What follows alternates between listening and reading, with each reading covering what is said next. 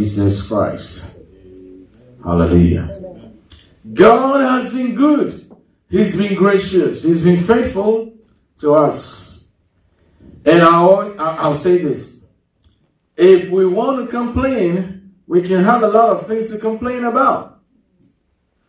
But being thankful is intentional.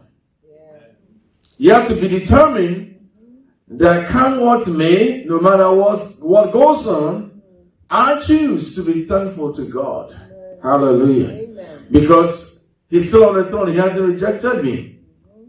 He hasn't forgotten about me. I'm not neglected. I'm not abandoned. He's such a loving Father. Hallelujah. Amen. All right. So this is Liberty House International Church, incorporated all the way from the USA. And yours truly, this is the Lord's servant, messenger, agent of change and transformation, with the message of transformation for you. And if you miss any portion of this broadcast, please go to our YouTube channel or go to our website, libertyhouseusa.org. Once again, libertyhouseusa.org, and you can treat yourself to any of the videos. We don't play here. We are not into gimmicks. And if you've been watching us, you know by now we are not into gimmicks. We are in the right stuff, the major thing, truth, present truth. Hallelujah. And please share as you listen to these messages. And I'll love it if you send me email. In case you hear something, you see something that bothers you, feel free to ask questions. Asking questions is one of the ways that we learn. I'm not one of those ministers that will say, how dare you ask me a question? And I'll go on record by saying, here in Liberty House, even on Sundays after ministry, at times I allow for people to ask questions. We are here to study. Hallelujah. To have fellowship with the Lord and have fellowship with one another. So I'm not here to look cute. Ha ha ha. Okay. All right. Let's turn our Bibles to the book of Romans chapter 6:23. I'm not going to continue with what I started last week, simply because today, we had communion. It takes some of our time, and I don't want to rush. Hallelujah. So I'm not going to be touching that, hopefully next Sunday, and then I will continue with that. So today we are going to look at something different. The Bible says, for the wages of sin is death. Romans 6:23. But the gift of God is eternal life in Christ Jesus our Lord. The gift of God, the gift of God, the gift of God is eternal life in Christ Jesus our Lord. God has a lot of gifts. To me, the greatest gift, the number one gift that is given to me or to any mankind is the gift of what? Eternal life. Because that opens one up to everything and anything that is possible. Every benefit that you can think about, anything that you can think about God doing for you. That gift is a parent gift. It sets us apart from the world. It sets us apart from other people. It sets us apart for the work of God. Right standing, a people called by God, separated unto Him. Separated from the world and separated unto Him. We are special. When one receives this gift of God, eternal life, you become special. You become God's favorite. You are no longer just a creation of God. You become a son of God, a child of God. Hallelujah. You are conveyed from the kingdom of darkness into the kingdom of His dear Son. This is serious business. Hallelujah. When that happens, He blesses you with His favor. Then He says, for now onwards, you are mine. All that I have is become yours. We refer to that as, in the Bible, it refers to you as heirs of God and joint heirs with Jesus Christ. He enables you, he empowers you to be very productive in this life. You just don't exist anymore. Now you live. And what do you live? The life, eternal life, the Zoe, the God kind of life. Amen. That's the word you begin to live. The way Jesus lived while he was on this earth. God empowers you, graces you, gives you favor, gives you everything that you need. Because the Bible says all things that pertain to life and godliness is given to us. We are blessed.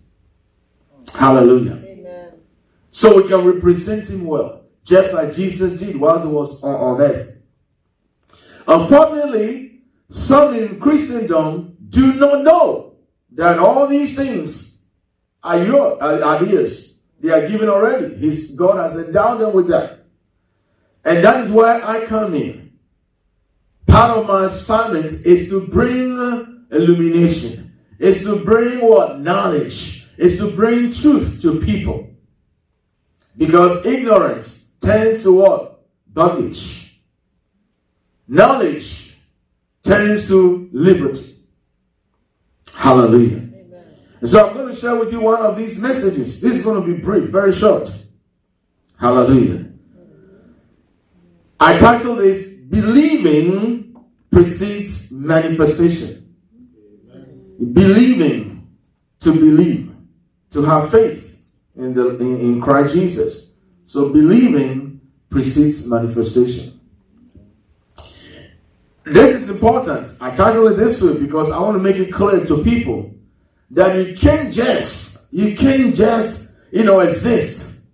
You as a Christian, like we were told this story. I don't know whether it's true or whatever, but it said that somebody had a list of prayer requests. So with this list, when he wakes up in the morning, instead of a shout out to God, prayer, what he does is he will lift up the list and he said, God, you know all this. That's how he was going about it. But you see, the Bible doesn't say we should do it that way. Right? Jesus even said, the Father knows what we have need of before we ask him. According to Matthew says it. But yet he says, ask. So we have to know that if he says ask, there are rules, there are principles. Let me not use the word rule, because people will misinterpret that. But there are principles.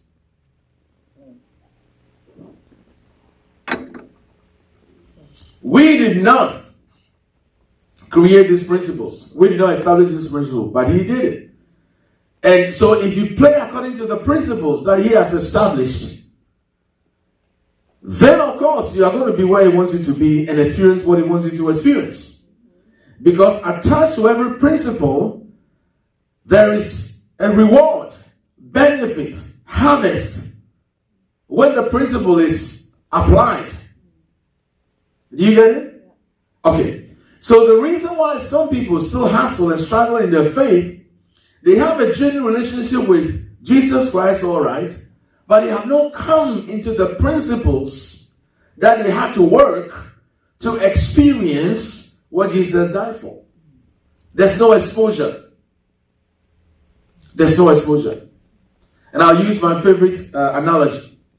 You may have a key that is so nice, it could be even golden. And you think because it's made of gold or it's golden, gold-plated, whatever I want to call it, that can open every door. No, that key is for a specific lock. So if you don't have the proper key to the specific word, door, then you can't get that door open. That's what it is. Key, symbolic of principle. So Jesus said it. I give unto you the keys of the kingdom.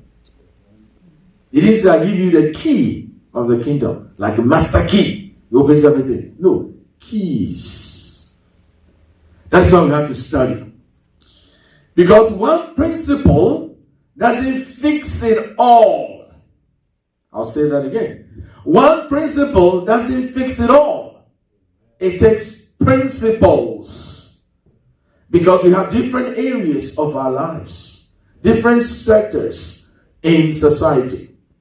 One principle doesn't fit it all. You have to come into these principles.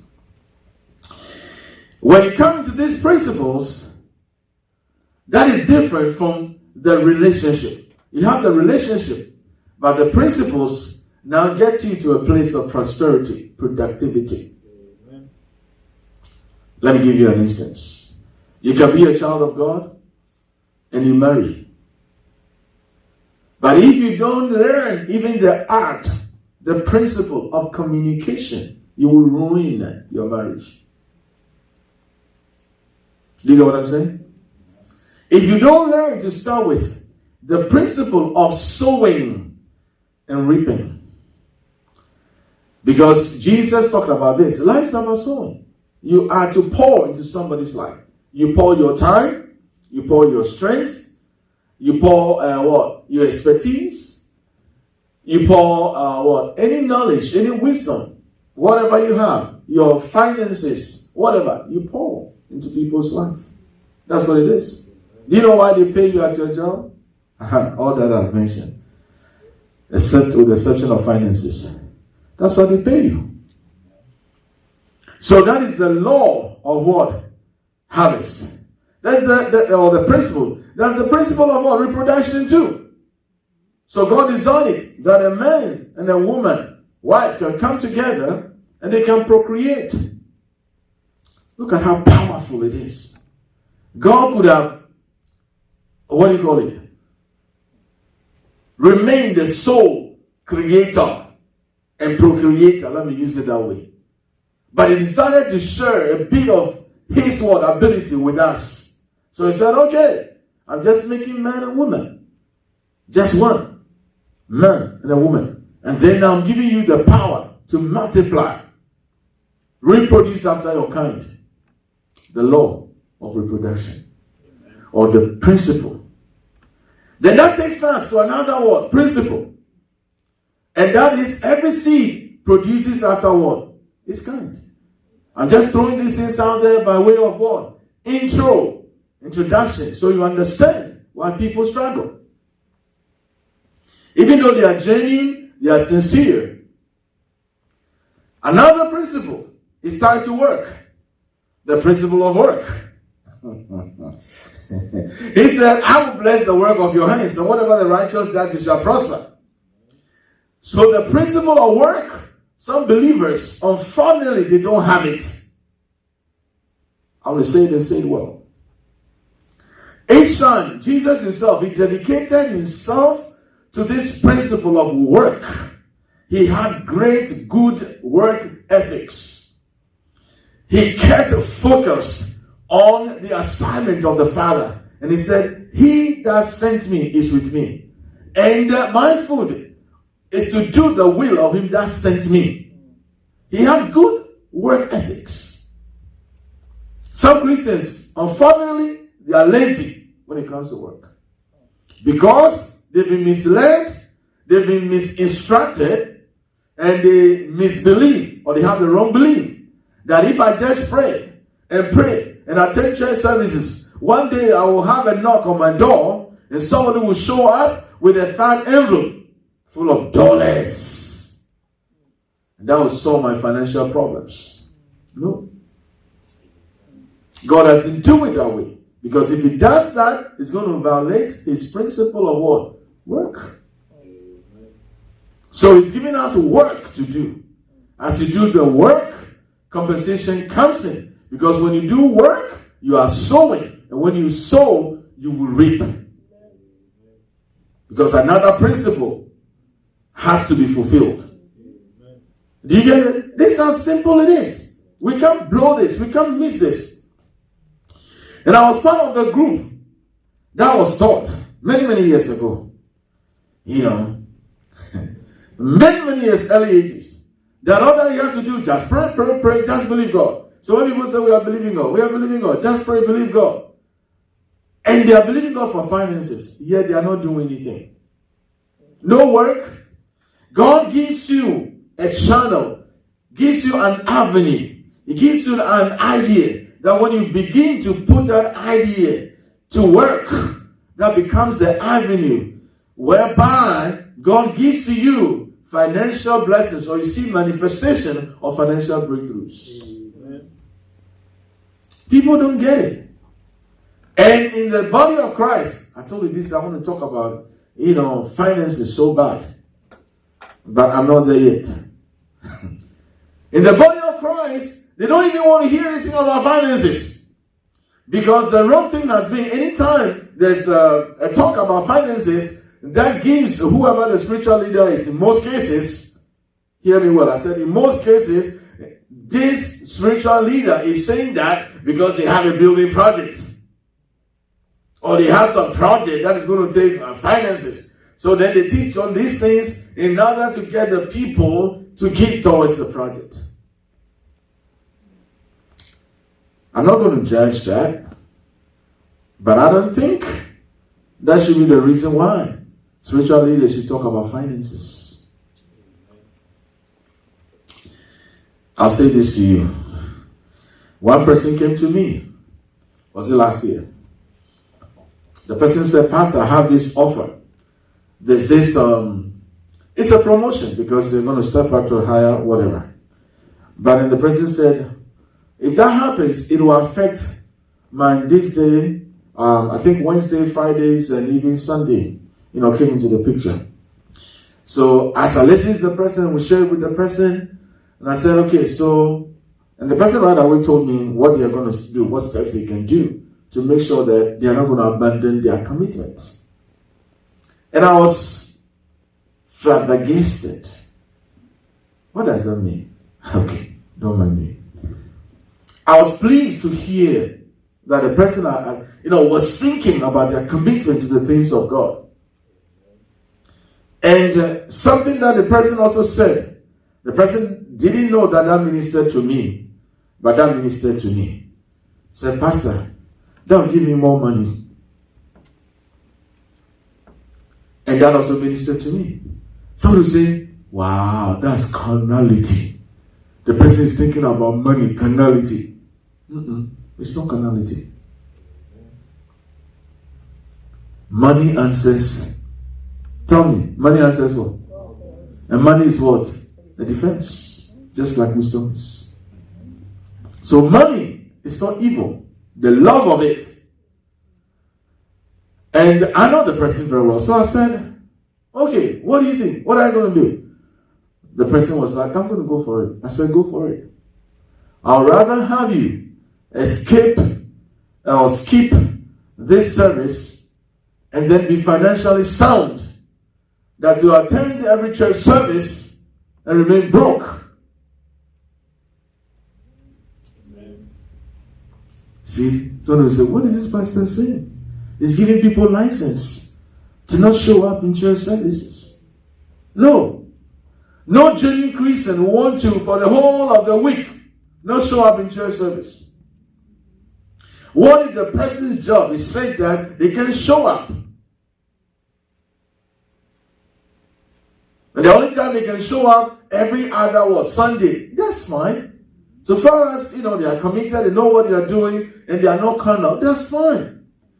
You see, the idea is not to get everybody in the same location and just to enjoy one another, which is great, and then we have people broke because they are not working. That is not good. That is not good. Because, when you are broke as a leader, it bothers me. I want to see you what? Financially sound, so you can do the things God wants you to do. And one of the avenues is working. So please work. Hallelujah. Don't be carnal and use work as an excuse. You know what I'm talking about. Be balanced about it. Pastor Lawrence said something many years ago and he blessed me. He said he made sure that he didn't take any work that would take him away from church on Sundays. And when he said that, not that he didn't have need, he was taking care of himself. And yet he was turning some jobs down because it would take him away from church on Sundays. So think about it. And at times you are even afraid to ask. To say, okay, I'll take the job, but on Sundays, you see, I play a very important role. I'm a key kind of person in my organization, and Sunday's not going to work for me. Or can I come in after this hour? So after 2 or whatever. Learn how. Be bold, audacious. Don't be afraid. God goes before you. And you see, why am I saying this? If you don't believe what God has for you, there's not going to be a reality. Oh, that brings to mind some beautiful story. This education. The person realized that they were owing. And then they are going for this semester. They'll need to pay what they are owing before they pay for the present semester. And so the person said, I'm not in a position to do it. I need for somebody to co-sign a loan for me. And thank God it came to my attention. And Pastor Joyce as well. And regularly we said, no, don't do that. We said, go back to the school. This person stays on campus. Go talk to the finance department.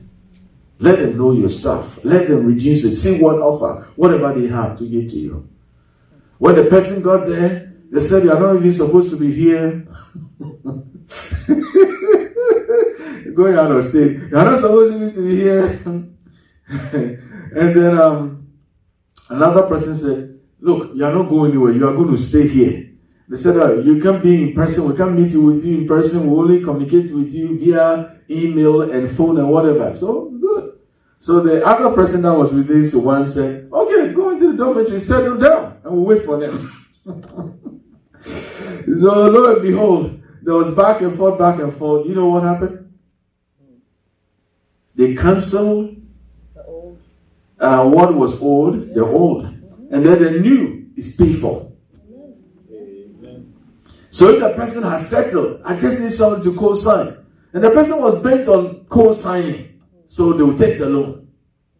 But you see, based on godly advice, the person went forward.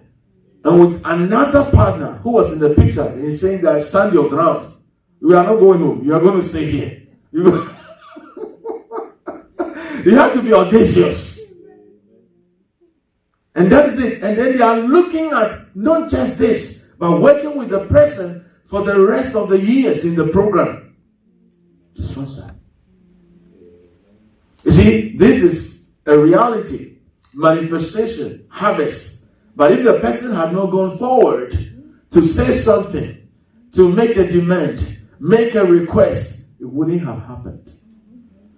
The Bible says, believe in the Lord your God and you shall be what? Established. Yeah. Believe his prophets and you shall prosper. This is what happened in this case. I told the person point blank, there's no way I'm going to co-sign a loan.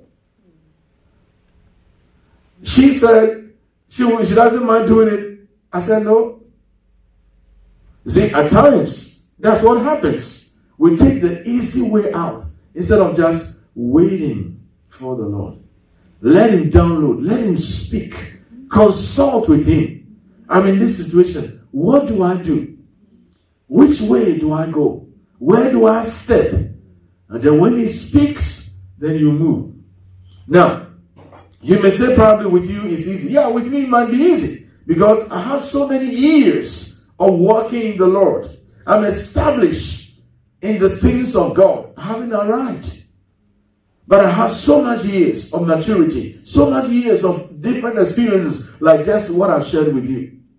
So when people come to me readily with the word of the Lord, truth that I know and experiences, I'm able readily to tell the person what to do. That is why I say that 99.9% of the time when I counsel somebody, I advise somebody, it works. Why? Because I take what God has said and I give it to the person. And I tell them, look, I don't have magic. If you go practice this, you will change your situation.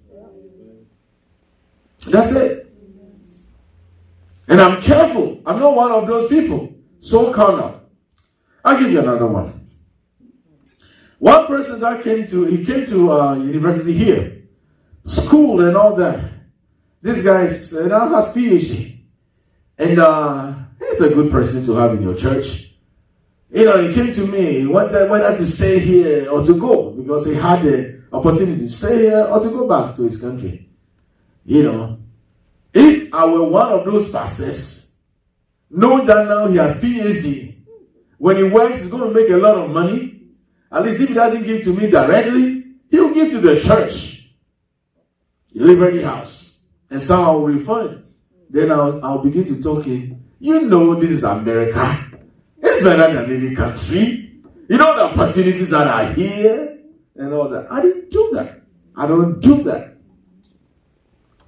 I sign up for real, to be real with God, because I will give account of what I'm doing. And I'm here to represent him, not myself, not to get anything for me. No. So I counseled this guy. And based on that, he said, okay, he's going. He went back. He got married. The person I'm talking about, I don't want to mention the name because it's international. But he's been here. The wife has visited and stuff like that before. He married. They have their house. He's now a lecturer in one of the top universities back home. He was an associate professor. Now he's going to be, a full-fledged professor. The wife also graduated, did the masters and whatever. They're doing well. They have their children. They're doing well. And was it Father's Day that Pastor's Appreciation, October? Now we're driving, and then he called. Father's Day. And then he said, Apostle, this, that. He said, please, don't say anything. Allow me to say everything that I want to say. Because at times I was interrupting when I said, no, Apostle, please, let me say. And he called, thanking me, or thanking us, and referring particularly to what I'm sharing with you. That was one of the comments that he will never forget.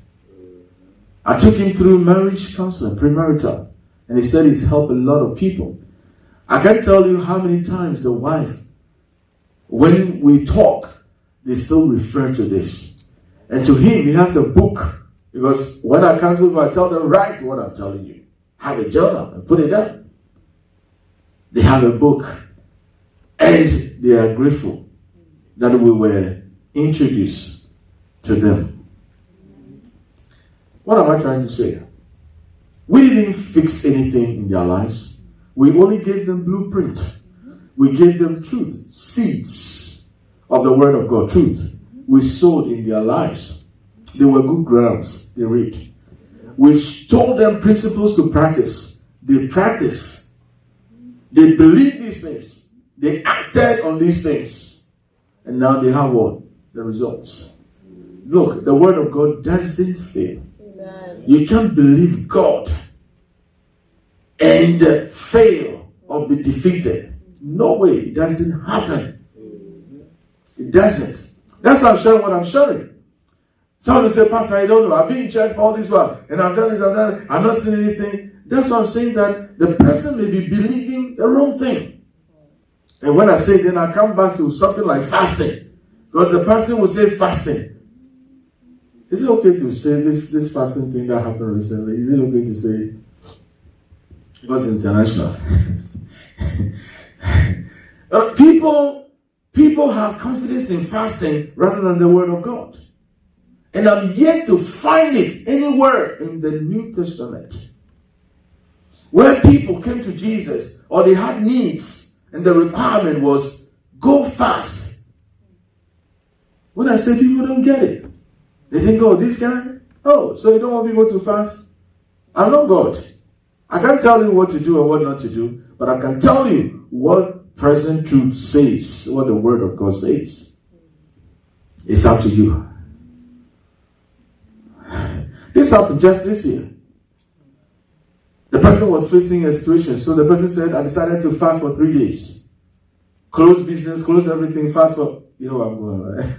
Fast for 3 days. This is outside the country. It's not within here. Then the person said, I fasted. The third day, he said, you won't believe it. There was a demonic manifestation. You fast? You fast, right? There's a demonic manifestation. Where have you been all this while? And this is one of the things that I keep telling people. You see, so you believe in the fast. Meanwhile, God has not asked you to fast. And what the person was going through, it doesn't take fasting to fix it. I fixed it right on the phone with the person. No fast. Do you get what I'm saying? But it's like a default kind of thing. They've been exposed to it. They've been taught that. And some people, some pastors especially, will say, oh, I fasted and this happened, and I fasted and that happened. What are you trying to tell people? Listen to what I've just said. I was going through this and I fasted and I had a breakthrough. I was going through that. I was facing this situation and then I also fasted. And then this happened. What are you telling people? Logical. What are you telling people? Fast. That is wrong. Hallelujah. Amen. That is so wrong. Because certain things are specific. Even if God said to you to fast, He may have said it to you regarding a specific situation. But God doesn't tell you all the time for every situation to fast. Do you get my point? Yeah. And somebody will say, I decided to be in prayer. For what? 4 hours. No, just don't do this default kind of thing. Know what God is saying. Because at times it doesn't take 4 hours. Like I told you, the person came to us looking for a co-signer, whatever. It didn't take 4 hours. It didn't take even a minute of prayer. We didn't even pray with the person. It doesn't take prayer. You see, the Bible says, okay, let's get this off there. Hopefully I'm right with what I'm going to give you. It talks about the wisdom of God or the counsel. Let's go to Proverbs 24. I've not used this scripture for a long, long time. Proverbs 20 verse 4. It says, wisdom in the heart of man is like a well of water. What is this? 20 verse 4? No. That is, someone look at it. A man of understanding draws it out. It talks about wisdom. A man of understanding draws it out. It's in the book of Proverbs. Anybody can do that quickly for me? So at times what we lack is we lack the understanding. Have you found it? 25 rather. 20 verse 5. So how come you stop at 4? Why did you go to 5? It should have been in the spirit. So Proverbs 20 verse 5. Let's read together. Read. Counsel in the heart. Oh, come on. Now my people. You see what you have done? You are not powerful. Read. Counsel in the heart of man is what? Like deep water. But a person of understanding will draw it out. Amen. This is one of the key scriptures I learned many, many years ago. Counsel, guidance, advice. People pay to see people just to advise them. At times we call them consultants. You see? Why? Because the person has what you are looking for. You understand what I'm saying? That is the way every spiritual leader should be. But unfortunately, that's not the case. Because some people have gone to spiritual leaders and they were abused. They were milked. They were used. They were taken advantage of. You go, the first thing they let you know that, hey, I'm happy you come. You see, with me. As I pray with you now and I tell you what to do, and if you did blah, blah, blah, blah, all are full of themselves. Counsel in the heart of man is like a deep water, but a man of understanding will draw it out. You go to God. And at times it's difficult. I would say difficult. That is why He has His agents around. That He can consult with His agents, His messengers. Then what will take you through fasting 3 days a day, 21 days, to realize somebody can tell you just that. so you can enjoy your jollof rice. Hallelujah. That's how simple it is. But people are not aware of these principles, these avenues. Okay, let's go back to Luke 5. Luke 5, I said, we never read it. So believing precedes what? Manifestation. So we read in Romans 6:23, the wages of sin is death, but the free gift of the gift of God is what? Eternal life through Christ Jesus. All right. So this free gift is free. The gift of God is given it to you, but is everybody saved? No. You have to believe before you have it. True or false? Because John 3:16 says that, for God so loved the world, but he gave his only begotten Son, that whoever believes in him should not perish, but have what? Everlasting life. So that's what it is. You believe, and then there's manifestation. Some people say, no. When I see it, then I'll believe it. No, too late. You have to believe, then you see the manifestation. Can you say this? Believing precedes manifestation. Okay, so let's now have Luke chapter 5. I'm going to give you some examples and that way. From verse 1. Luke 5, verse 1. A very familiar passage. So it was as the multitude pressed about him to hear the word of God. To hear what? The word of God. Key. That he stood by the lake of Gennesaret. Let's read on. We are going all the way to the 11th, possibly. And saw two boats standing by the lake, by the fishermen, and had gone out. Okay, let me read the way it's written. But the fishermen had gone from them, and were what? Washing their nets. Then he got into one of the boats, which was Simon's, referring to Peter, and asked him to what? Put out a little from the land. And he sat down and taught the multitudes from the boat. Look at what just happened. Even Jesus had a need. If you are that God like you claim, how come you didn't come to shore with your boat? And now you have to ask somebody's boat. But anytime God asks you to do something, he's about to bless you. I'm talking about materially. Any way you can think, God is about to do something in your life. Anytime God says do something, it's for your own benefit. Don't forget that. When he has stopped speaking, he said to Simon, you see what is going on? He sowed into Jesus' life. He's now going to reap the harvest. Look at how the form that he took. Jesus said to Simon, launch out into the deep and let down your nets for a catch. Let's read on. But Simon answered and said to him, Master, we have toiled all night and caught nothing. We have toiled all night and caught nothing. So Jesus showed up in Peter's life, Simon's life, when he had toiled all night and he caught nothing. When the struggle was on, when the pain was real, when everything was bleak, it was real. When he had a challenge, he didn't know how to get out. It was real. But God showed up. When he showed up, look at what he did. He didn't say, hey, I'm here. I'm going to help you out. I know if God shows up that way, then I know what you're going through. Look at me. You see how, the flashing lights are over me. Look at me. I'm blinding. Look, this is me. I'm going to help you out. That one you believe in, right? He's never going to do that. At times you say, I wish just like the angels appear to some people, especially to Mary. Angel Gabriel will show up. That one I'll know for real. This is God. I'm going to do it. It's not going to be that way.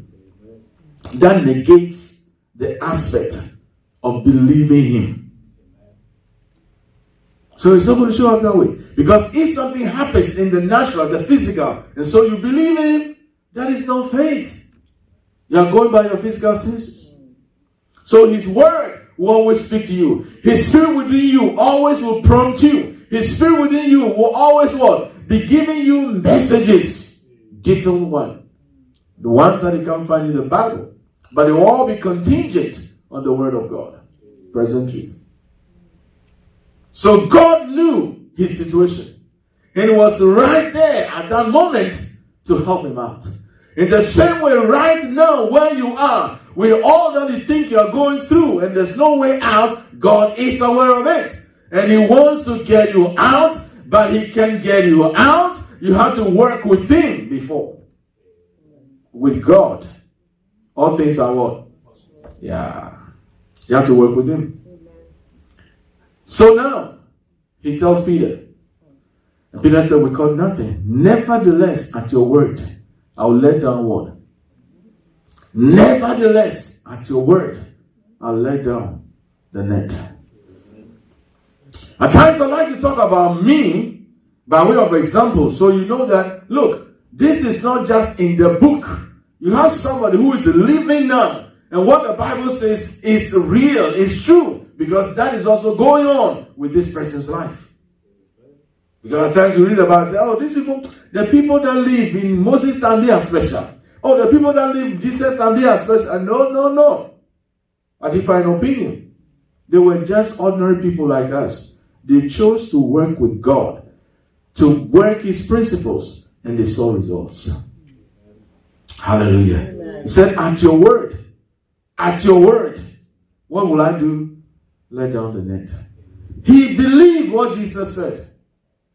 Despite his opinion, despite his feelings, he had to drop everything and accept what Jesus said. So he said, I will. You see, I will, an act of your will. When we talk about living by faith, it takes your spirit. You have to believe in your spirit. Then your will has to be involved. Your will, W-I-L-L, your will has to be involved. Because God will not go against your will. God will never impose his will upon your will. You have to give him your will. Like Jesus said, not my will, but your will be done. Even Jesus, he prayed that prayer. He consecrated himself. Jesus never once struggled in life. Why? Because he consecrated his will, his life to God. And some people struggle because they are holding their own will. They know what the word of God says, but they say, I'm not doing it. I will not do it. I choose not to do it. I decide not to do it. I will not do it. And if you will not do it, God can't even do anything about the situation. That's how serious it is. So Jesus spoke to the fig tree, it dried up. Because the fig tree doesn't have a will. That's how easy it is. You understand? He spoke to the sea, the wind to become, and it happened. He doesn't have to deal with any will. But at times when you are dealing with people, they have to join their will, or let go their will, abandon their will, and take upon themselves the will of God. That gives God permission to step into your life, into your situation, and to do what he only can do. Hallelujah. That's how simple it is. With God, all things are possible. He accepted that. Let's read on. What happened? And when they had done this, they carried out the instruction of Jesus. They caught a great number of what? Fish. And their net was breaking. Look at the beauty of this. He told all night. One simple instruction. Look at what happened. Believing precedes manifestation. And the believing aspect is what people wrestle with by believing. I'll tell you some of the things that I have done in my life. I will touch just one thing. When it comes to finances, God tested me in that area. I know he's realized that I'm not going to hoard or hold finances from him. At a time in the 80s, Mid-80s especially. When I came on full-time. I came on full-time ministry 85. I wasn't being paid. I quit my job as the Lord directed. Ooh, I said a deep one. When he told me to quit my job, I'm not saying so you to quit your job. If you come to me and you say, God says you should stop your job, I'm going to be sure that is God. You have to convince me it is God. I know what I'm saying that. Look, at times hearing some of these things, it seems easy. I'm telling you, it's not that easy. It takes faith. So quit the job. I did. At that time I was being paid monthly. And before even I was paid, the money was gone. Because it wasn't enough. So can you imagine? They quit the job. I had nobody that had promised me that, quit. I'm going to take care of you. I'll help you with that. I'll help you with that. But I quit. That's not believing. Abraham, leave your country. Leave your family. Leave your father's household to a place I'll show you. The Bible says Abraham departed. That's called believing or acting in faith. So I stopped. And I went to my then pastor. I said, well, this is what God told me. So I stopped. He said, Brother Simon, you know here, blah, blah, we can't pay you now. Even though I was the chair, he loved my service. So I said, we can't pay you. I said, no, I'm not asking for pay or whatever. I just want you to know that this is a decision that I've taken. And I served. And I served. Along the line, something happened. They decided to give us a bus fare. I was 23 years old, living with my parents.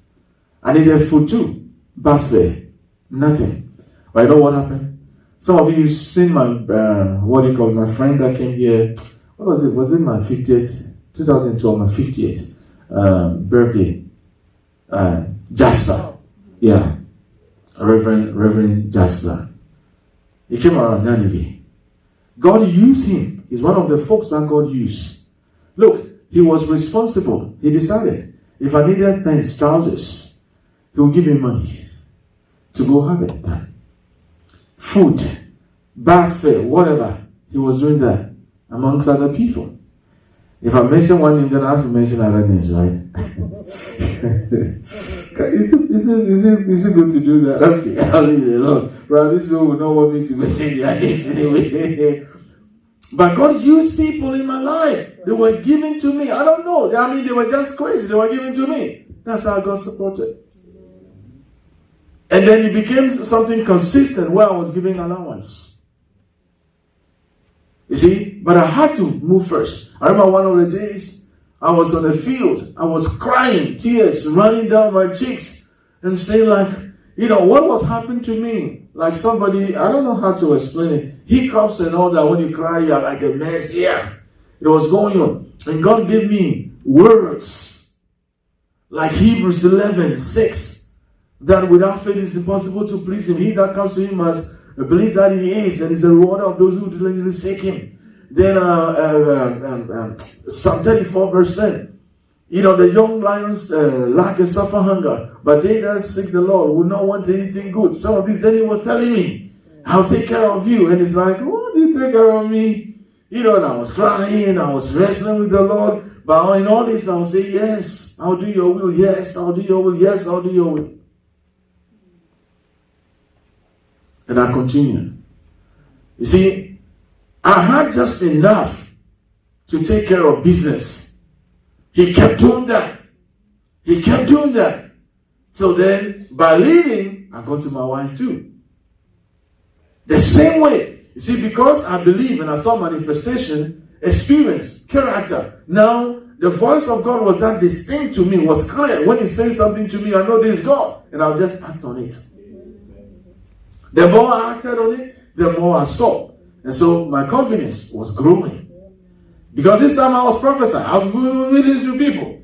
So God will tell you strange things, stuff like that. But you step out and then you do it. And then you see the results. So it builds confidence. I was casting out demons. Deliverance was taking place. So, hallelujah.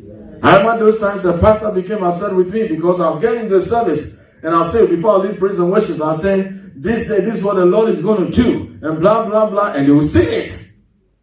And people will testify that I ministered to them about this and they seen it and that, and the pastor was getting jealous. And that grew and grew. That is where I am now. Look at 85. Some of the things I'm telling you. And certain things happened before being 85. I can do what things I do comfortably because I've relied heavily on the word of God, truth. And God has come through for me all the time. When I met her, she would tell you, I was broke. I mean, a church mouse was even better than ours. So broke. I mean, yeah. I remember one of the things that the family folks said. They said, oh, if he had his own church, that would have been different. But now he's even serving under somebody. He's not even, on payroll. It's just allowance. That was scary because who wants to give their daughter to somebody who let their daughter, go hungry? I understand them. Hallelujah. But I kept believing God. I kept trusting God. And those times when somebody would give me even money, I will walk to service and use that money as offering to financial help because I knew that I had to also sow financially so I can see some finances in my life. And I kept doing that. I was pledging when I didn't have money that God, if you come through, you bless me with this. I'm going to support your work with this. And it was coming through. One great testimony. That one came with pound sterling from London when I pledged. I remember Prophet McCain, he's now with the Lord. He was ministering at a place. It was hosted by Declan Williams. And then at that place, they needed money because he came all the way from US. They needed to support it. And I lifted my hands. I pledged. I didn't have anything. I pledged. Pound sterling came through. I was able to fulfill the pledge. And there was enough left. I bought myself some sneakers. I didn't know something was going to come. I didn't make a call. I've not been in contact with this person for years. Nothing. But you see, whenever you move, as he prompts you, and I can tell you one thing after another. For instance, how we got into this building is a miracle. Where I live as my house is a miracle. It's all about believing. It's all about believing. Believing. When you believe, you see the manifestation. One of the things Pastor George can tell you about me is the fact that she can say that I hear from God. At times, I joke with her and I say that, I work with God and I'm a prophet. I tell her that. God will tell me something and I'll act on it. It doesn't matter how scary it looks. It doesn't matter how you may be tripping. No, because of my experience, because of my maturity, I don't have the liberty to set aside what I believe God is telling me to do and do something else. And I've always, 99.9% of the time, right. He comes through. And we've seen it over and over. And when I'm sharing with you how to believe God, I know where I'm coming from. I know how I fasted and I know how I prayed dangerous prayers and put pressure on God. God come through. And I didn't even see anything. And I know when I came into present truth, and I don't do much. I have to thank Him for provision. I have to thank Him for supply.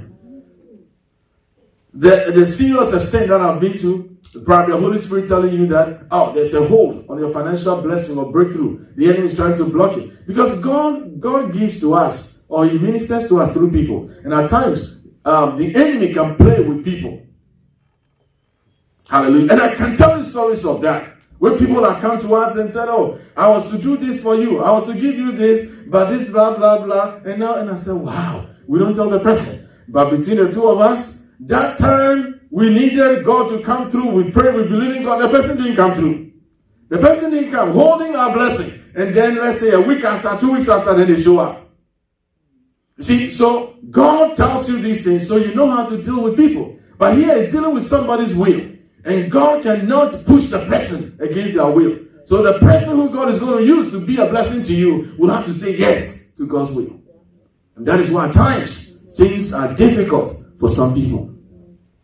That is why I keep saying you have to be sensitive to the Holy Spirit. Because whatever is going to channel through you might be the stepping stone to whatever whatever you are desiring to see in your life. But like he asked Peter for the boat, and then he told Peter, launch out to the deep. Whatever God is asking you to do now, that may be the thing for you. Don't hold back.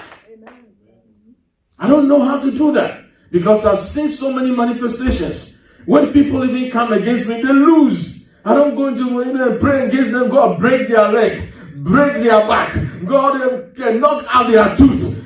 I don't do that. God cares. I don't do that. What I do is believe his word. He fights my battles. This is beautiful. When you believe you're in time to rest, things begin to happen that will blow your understanding. That's who I am. Our children have known us that way. I have no any other way but to live by faith. The just shall live by faith and not by sight.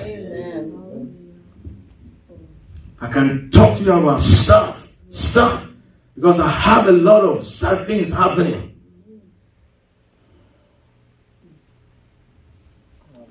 I don't mind saying this. I want some people to know the extent of this. Years ago, when I wasn't even getting paycheck, I'll receive paycheck, but there's no money in our coffers. I'm still here. God took care of me and my whole family. Look, when I stand here and talk, I know what I'm talking about. I'm not giving you stories. This thing works. It works. I know some of you you don't like the fact that I'm saying that. They say, oh, pastor, this is international. Everybody knows we couldn't take care of our pastor. Look, some people, they've been through worse things. It's okay. People go through stuff. This also may be, or would have been, your test. Let me put it that way. Everybody. Elisha had need of food. Who took care of Elisha? The widow. So it's okay. They had the what? Net breaking kind of harvest. Let's read on. You have to act out what God is saying to you. Amen. Don't be afraid. So they sing that to other partners, and then they fill both boats. Now verse 11 says they left everything. No, before that, I love this. Look at the beauty of it. At verse 8. Peter, Simon, now realized when Simon saw it, he fell down at Jesus' knees. Let me say this to you. Hallelujah to Jesus. Something beautiful. What is going to wow you? The awesome, amazing kind of event, impact on your life that you're looking for is tied to you believing God, acting on his word. Probably your spiritual life is stale, rancid. It's not fresh. You see, it's not fresh because the experiences or the things that will make you step up or grow in your confidence, you're holding back. But when you act on the word of God and you see the manifestation, I'm telling you, something happens. You become like a crazy person. You don't listen to anybody anymore. Paul said when he had a revelation, he didn't confer with any flesh and blood. The guy who was persecuting Christians, he had a revelation. Look at him now. Act. Your spiritual life will never be boring anymore, I'm telling you. Your zeal will never be affected. Your zeal will be going up, just like that. Your enthusiasm for the things of God I'm talking about. The way you read the Bible, the way you study the Bible, the way you enjoy worship, it won't go down. It will go up. Just act. If like what I'm saying is not in the Bible, it's in the Bible. Jesus said, my nourishment is to do the will of God. He's nourished when he does the will of God. My meat is to do the will of God. Okay, let's get this out there. Let's get that one there. Which is which? My meat is to do the will of God. John John 3:34, no, it's about message. John 4. John 4. Let's go to John 4:34. Let's see. John 3:34 says, my meat is so. Okay. You see it? Scripture stored in my... I'm not bragging. It's stored here. You see? I just took a second to get it right. You see, it's there. It came up. Who here has studied for exams? You memorize the formula, the whatever, and then you go there, and it's still there, and you see the question, and then you are hitting your head. Come. I read it. Come. No. Because it's there, and you remember, you work with it. That's what I'm saying, study. Jesus said to them, my food is to do the will of him who sent me and to finish his work. Food. Does it ring a bell? You read and say, oh, food. Food for your natural or physical body, you need it to sustain you physically. But let's have it in the New Living Translation. You will love it. Hallelujah. Jesus explained, my nourishment, because you are spirit, you possess a soul, you live in a body. You need to feed your spirit too. Jesus explained, my nourishment comes from what? Doing the will of God. Each time you do the will of God, like I said, excitement builds up. Because when you do his will, when you believe him, when you act on his word, it creates further momentum. Hallelujah. Something bigger, something, because he moves us from what? Faith to faith and from glory to glory.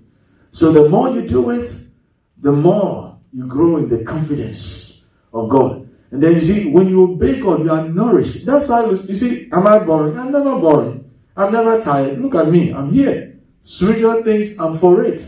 Look, some people, preachers say, well, I had a time, I thought about quitting ministry. Me, never once. Look, I love this. I love it. Despite the persecution, despite the challenges that come with this, I love it. You ask my wife, whenever, even once, I've talked to her, or something like, this thing, I have to stop it. I have to go look for it. Never, I'm not going back. Because when you obey him, you are nourished. You are refreshed. That's what it is. I'm sharing one of the deep secrets that I'm walking in my life with you. It's not about prayer. It's not about fasting. Some people say, we have to pray them more. How to pray them more? They pray and they fornicate. They fast and they fornicate. I know stories like that. I'm not being funny. What is fasting? Without the word of God. The discipline to act on the word of God. And I'll say this boldly, confidently. The more people come into present truth, fasting will drop out of their lives. Some are not disciplined. That's why they rely on fasting. Rely on the word. You will not have need of fasting. Hallelujah. Amen. Who sent me? And for finishing his work. The guy was focused. Reference to the one who sent him. The work that is given. Let me learn with this. When Peter acted, he saw. Luke chapter 17. Let me end. Let's go to 11, verse 11. And Jesus continued onward towards what? Jerusalem. Let's go to the King James. Now it happened as he went to Jerusalem that he passed through the midst of Samaria in Galilee. Let's read on. We are going all the way to the 19th. Then as he entered a certain village, there met him 10 men who were lepers. So you see, lepers. That was the situation. Who stood afar off. Their situation is going to change. But let's look at the dynamics. How the situation changed. Whether it was just Jesus or they had a role. You get what I'm saying? Whether there was believing on their part or it just happened. Let's read on. And they lifted up their voices and said, Jesus, Master, have mercy on us. Whoever calls on the name of the Lord shall be saved. That's what scripture says. And I was breaking this word down on Friday. What it means. Salvation is also what? Healing or be made well. Right? Here they were blind. They needed their eyes to be open. Romans 10:13. If you call on the name of the Lord. If you believe in the name of the Lord. Romans 10:11. You will not be disgraced. His word is His word. You can't believe it and God disappoints you. Never happens. Let's read on. Master, they call on Him, have mercy on us. When He saw them, He said to them, go your way. Or go, show yourself what? To the priest. And so it was that what? So it was that what? That what? As they went, what happened? They acted. That's faith. Acting on the word of God. They believed what Jesus said. They didn't stand there arguing. At the time that He said, go show yourself, they were still lepers. Your situation will not change. When God gives you the what? Resolution, the answer to your situation, the way out, it still will not change until you act on what He has said. It won't change. God can only go so far. He's not going to bully you. He's not going to overthrow your will. He will tell you what to do, and you have to do it. They were still lepers. But the Bible says, as they went, they could have argued. Jesus, you know, we can't go before the priest like this. We are even outcasts. We can't go. And you are saying, go. Look, faith defies the odds. Faith defies what? What is logic? And what is natural? As they went. Can you say that as they went? Isn't that beautiful? They were guys. Believing precedes manifestation. They would have stood there and they wouldn't have realized anything. Let's read on and finish this. Hallelujah. And one of them, when he saw that he was healed, returned and with a loud voice glorified God. He saw it. He didn't even get to the priest. Because in the book of Leviticus, you have to have this thing, go show yourself. There's a priest that can clear you or declare you what? Cleansed. And there's offering that goes with that. He didn't even get to the priest. As they went, what have you been waiting for? What has God told you all this while? Especially about me. I had to put that in there. No, let's put jokes aside. What has God told you to do? That you've been fighting Him. You are fighting your own prosperity. You are standing before your own breakthrough. You are blocking your own progress. The miracle, or whatever you want to call it, job opportunity, whatever will take you, whatever, and whatever. You're standing against it if you are not doing what it says to. Hallelujah. Amen. Let's read on. And fell down on his face at his feet, giving him what? Thanks. He was a Samaritan, not even a Jew, not even a covenant person. Let's read on. So Jesus answered and said, we're not the 10 cleansed, but where is the 9? Let's read on.